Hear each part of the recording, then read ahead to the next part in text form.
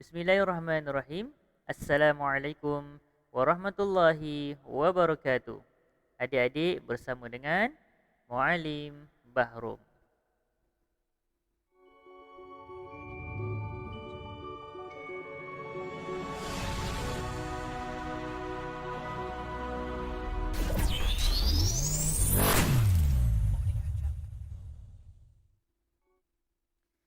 Baik, bismillahirrahmanirrahim. Assalamualaikum warahmatullahi wabarakatuh. Bagi adik-adik SK Putrajaya Presin 11-3, terutama kepada 4 Everest dan 4 Avicenna. Jadi pada hari ini, untuk apa ya adik-adik? Ya, hari ini kita nak belajar berkenaan dengan solat. Okey, yang kita namakan program kita pada hari ini iaitu Camp Bestari Solat. Siri 1 dan pada hari ini 3 hari bulan 9 2021 bersama dengan Muallim Bahrum dan kita akan belajar tentang solat. Jom adik-adik jangan skip video ini dan terus bersama Muallim. Okey, yang pertama, mari kita lihat tentang objektif KBS, iaitu Kem Bestari Solat tahun 4. Dalam video ini, Muallim akan terang berkenaan dengan syarat wajib dan syarat sah solat, iaitu murid dapat mengetahui syarat wajib dan syarat solat. Okey, ingat ada dua perkara yang Muallim akan terangkan berkenaan dengan solat. Mesti ambil tahu apa yang adik-adik mesti ambil tahu. Ya, kita tengok. Solat 5 waktu sehari semalam adalah wajib ke atas semua orang Islam yang cukup syarat. Mesti adik tertanya-tanya lagi tentang cukup syarat? Ya. Dan mungkin adik tertanya, Muallim, apakah syarat wajib solat? Ya, kita akan lihat apakah syarat wajib solat. Jom. Adik-adik, dalam solat, kita mesti tahu tentang syarat wajib solat. Okey? Kenapa kita mesti tahu tentang syarat wajib solat? Kalau ada syarat wajib solat, maka kita kena solat. Kalau ada perkara-perkara yang akan Muallim sebut nanti, adik-adik diwajibkan untuk solat. Okey? Yang pertama, okey. Baik, yang pertama, cuba lihat di sini. Orang Islam. Muallim, adik-adik, okey? Semua ibu dan ayah adik-adik, anak-anak Muallim, semua kita adalah orang Islam. Jadi, syarat wajib yang pertama, orang Islam. Adik-adik orang Islam kan? Ya, Muallim orang Islam. Jadi, yang pertama syarat wajib dia apa? Orang Islam. Ingat, yang pertama, kalau kita orang Islam, kita wajib solat. Jangan tinggal solat. Kalau kita orang Islam, kita wajib solat. Dan solat tidak diwajibkan ke atas orang yang bukan Islam. Jangan kita tanya dekat orang selain daripada agama Islam. Contoh, orang yang beragama Kristian, orang yang beragama Hindu. Mereka bukan orang Islam. Jadi kita tak perlu tanya mereka. Ah Chong, kenapa kau tak solat? Dia pelik. Sebab adik-adik kena tahu, untuk wajib solat yang pertama adalah orang Islam. Jadi, kita tak payahlah tanya ke orang yang bukan Islam. Mutu, kenapa kau tak solat? Ya, yang sepatutnya kita tanya kawan-kawan kita yang beragama Islam. Ahmad, kan dah masuk waktu solat subuh, ataupun Ahmad, kan dah masuk waktu solat zuhur. Jomlah kita solat. Ingat, kita orang Islam wajib solat. Itu yang pertama. Yang kedua, baligh. Okey, baligh ni apa adik-adik? Baligh adalah cukup umur. Okey, maksudnya apa? Secara mudah, solat tidak diwajibkan ke atas kanak-kanak. Okey? Solat tidak diwajibkan ke atas kanak-kanak. Nanti adik-adik akan belajar secara lebih terperinci tentang baligh. Okey, yang perlu adik-adik tahu adalah baligh iaitu cukup umur. Okey, cukup umur iaitu untuk mewajibkan seseorang itu bersolat. Itu yang kedua. Dan yang ketiga, berakal. Okey, berakal. Maksud berakal ini, solat tidak diwajibkan ke atas orang gila. Gila? Ya, mungkin adik-adik pernah terlihat kan di tepi-tepi jalan, kadang-kadang ada orang berjalan dengan rambut kusut masai, baju yang compang-camping, kemudian tidak berselipar, kan? Pernah nampak tak adik-adik? Jadi kalau kita nampak orang seperti itu, kita akan berfikir, ya, dia mesti tidak waras. Okey, tidak waras, tidak sihat. Okey, dalam erti kata yang lain, maksudnya tidak berakal. Okey, tidak berakal. Jadi orang seperti ini janganlah kita suruh solat. Solat. Tak bolehlah. Yang penting kita ajak kawan-kawan kita yang sihat, yang pandai bercakap, maksudnya yang pandai membezakan antara buruk dan baik. Kita ajak dia solat. Jadi 3 perkara ini adik-adik perlu ingat. Okey, muallim ulang semula. Pertama, orang Islam. Kedua, baligh. Dan yang ketiga, berakal. Okey, ingat 3 perkara tersebut. Seterusnya adik-adik, apa yang kita akan lihat? Syarat sah solat. Tadi apa? Syarat wajib solat. Kalau ada ketiga-tiga, wajib solat. Okey, kali ini adalah syarat sah solat. Kita dah tahu 3 perkara tadi, kalau ada wajib solat. Tapi kalau orang tu solat, solat dia sah ke tidak? Contoh, kita pergi ke surau. Kita pergi ke surau, kita nampak kawan kita solat.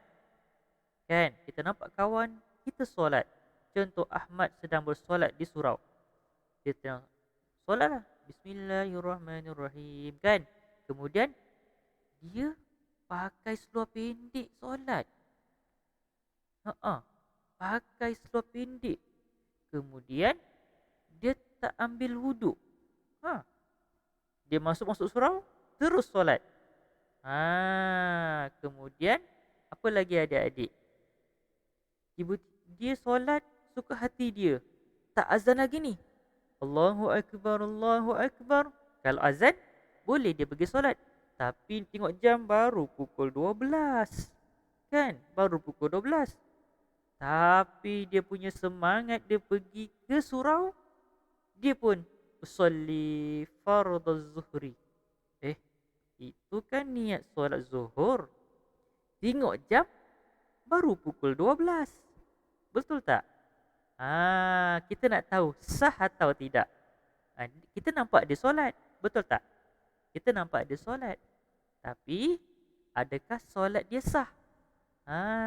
adakah solat dia sah? Jom kita lihat. Baik, adik-adik nak tahu apakah syarat sah solat? Okey, jom teruskan bersama muallim. Okey adik-adik. Adik-adik tahu tak? Solat seseorang dikira sah jika mencukupi syarat-syarat berikut. Okey adik-adik, sila tumpukan perhatian ya. Takut adik tidak faham apa yang muallim ingin sampaikan. Okey, pertama, apa syarat dia? Pertama, mengetahui masuk waktu solat. Tadi kan ada muallim bagi tahu. Kawan adik tu dia pergi ke surau pukul 12. Dia pergi ke surau pukul 12, dia nak solat Zuhur. Pukul 12 dah masuk Zuhur ke belum? Sebenarnya tak masuk lagi. Belum masuk lagi, tapi kawan adik punya semangat nak solat ni, dia pergi ke surau, dia pergi solat. Jadi di situ belum masuk waktu. Okey? Jadi kalau dia solat sebelum masuk waktu, solatnya tidak sah. Okey adik-adik? Yang pertama, mesti tahu masuk waktu solat. Jadi adik tengoklah jadual waktu solat. Contoh waktu subuh pukul 6. Contoh pukul 6. Waktu zuhur pukul 1.20. Contoh. Asar pukul 4.50. Contoh. Maghrib 7.25. Contoh. Isyak pukul 8.30. Contoh. Jadi waktu tu yang kita nak tahu. Contoh kita solat subuh. Bangun subuh. Okey. Tiba-tiba bangun pukul 5. Oh terus adik usolli fardhu subhi. Itu kan niat solat subuh. Jadi adik solat waktu tu sah ke tidak? Tidak sah ya, tidak sah. Jadi belum masuk waktu. Jadi kena tahu dulu masuk waktu solat, barulah solat kita sah. Okey adik-adik, itu yang pertama. Yang kedua, suci daripada hadas kecil dan hadas besar. Yang ini iaitu kencing, okey? Kencing ataupun adik selepas buang air tu tiba-tiba tak wuduk. Tak berwuduk terus adik solat. Tak bolehlah macam tu. Kita kena suci. Kalau kita buang air besar tu pun sama juga. Kita berada dalam keadaan hadas. Okey, maksudnya apa? Kena suci daripada hadas kecil dan hadas besar. Okey. Seterusnya, suci daripada najis pada tubuh, badan, pakaian dan tempat solat. Okey, tadi suci daripada hadas kecil dan hadas besar. Okey, sekarang suci daripada najis. Okey, contohnya adik nak solat. Okey, adik nak solat. Kemudian dekat pakaian adik tu ada tahi cicak. Jadi tahi cicak adalah najis. Adik kena bersihkan dahulu tahi cicak tu. Kemudian tubuh badan. Kalau badan kita tiba-tiba terkena najis adik kita yang kecil tu, kan, dia kencing merata-rata, dia berak kat pampers, terkena kat lantai, kita pun terduduk. Waktu tu kita nak solat. Jadi kalau ada najis kat tangan kita ke kat kaki kita ke, kita kena bersihkan dahulu. Okey, kemudian tempat solat. Samalah macam muallim cakap tadi. Kita nak solat, tengok-tengok ada tahi cicak. Kalau kita sujud, dahi kita kena tahi cicak, maka tidak sah solat kita, terkena najis dan kita kena solat semula dan tidak sah solat kita kalau kena najis. Okey, seterusnya menutup aurat. Tadi muallim ada bagi tahu. Kan kawan adik tadi pergi surau. Contoh, tiba-tiba dia solat pakai seluar pendek. Kan, pakai seluar pendek. Seluar pendek dah lah atas lutut. Adik tahu kan? Aurat lelaki macam mana, aurat perempuan macam mana kan? Jadi solat mesti tutup aurat. Tiba-tiba kita solat tak tutup aurat. Jadi tidak sah. Okey. Sama juga macam perempuan. Perempuan, adik-adik yang perempuan, kalau solat tanpa menutup kepala, okey, dia solat tapi rambut tak tertutup. Kan perempuan itu rambutnya adalah aurat. Jadi dia kena tutup rambutnya. Okey, barulah sah solat. Okey, faham ya tentang menutup aurat. Seterusnya dan yang kelima, menghadap menghadap kiblat. Okey, yang ini kita boleh tengok mana arah kiblat. Kalau nak mudah, muallim ada install. Okey, muallim ada install. Ayah ya adik, mak adik, minta mereka install tentang apps, okey, aplikasi solat, okey, aplikasi kiblat. Muallim ada install dekat telefon sekarang. Sekarang canggih dah. Semua sekarang dah canggih. Kita install, kita install aplikasi dalam telefon dan kita boleh tengok. Kita tengok mana kiblat eh. Kita pusing-pusing. Oh, kiblat situ. Kita pun letak sejadah ke tempat tu, ikut arah kiblat. Okey, kita pun solat. Dah ada kiblat ni berdasarkan kompas. Okey, berdasarkan arah kiblat aplikasi dalam telefon tu. Okey, letak elok-elok tengok. Okey. Lepas tu kita susunlah sejadah tu. Sejadah. Okey, dah cukup syarat dia. Dah betul arah dia. Kita pun niat dan solat dan sebagainya. Okey. Jadi ada 5. Okey, ada 5 adik-adik ya. Pertama, mengetahui masuk waktu solat. Kedua, suci daripada hadas kecil dan hadas besar. Ketiga, suci daripada najis pada tubuh badan, pakaian dan tempat solat. Keempat, menutup aurat. Dan yang kelima, menghadap kiblat. Okey, jadi 5 perkara ini adalah syarat-syarat sah solat. Kalau tak menepati kelima-lima ini ataupun salah satu, solat tidak sah. Contoh, dia masuk waktu. Kemudian dia suci daripada hadas kecil dan hadas besar. Kemudian dia suci daripada najis. Kemudian dia menutup aurat. Satu je. Dia tak buat apa? Menghadap kiblat. Suka-suka hati dia kan. Ahmad tu. Dia nak solat arah tu. Dia kata, aku nak solat arah ni lah. Aku nak solat arah ni lah. Tak boleh ya adik-adik ya. Tak boleh. Jadi kena solat menghadap kiblat. Sebab menghadap kiblat itu adalah syarat sah solat. Okey. Muallim harap adik faham tentang apa yang kita belajar. Okey, seterusnya. Adik-adik dah tahu kan syarat sah solat? Okey. Adik-adik dah tahu kan syarat sah solat? Jika semua syarat diikuti, maka solat anda sah. Okey. Jika semua syarat diikuti, maka solat anda sah. Solat adik-adik sah. Jadi, kalau semua dah ikut, okey, cukup syarat dia, cukup syarat wajib, syarat sah, maka solat adik sah. Okey, tahniah. Okey, muallim ucap tahniah kerana adik-adik mengikuti semua syarat sah solat. Okey, tengok seterusnya. Okey, baiklah adik-adik. Semoga bertemu lagi pada siri-siri KBS yang akan datang. Dan pesanan muallim, solat tau. Solat tau. Jangan tak solat. Okey, untuk siri-siri yang akan datang, kita akan belajar lagi tentang solat. Dan adik akan terus bersama muallim sehingga siri-siri yang kedua, ketiga dan yang keempat, insya-Allah. Okey, sekian daripada muallim. Assalamualaikum warahmatullahi wabarakatuh.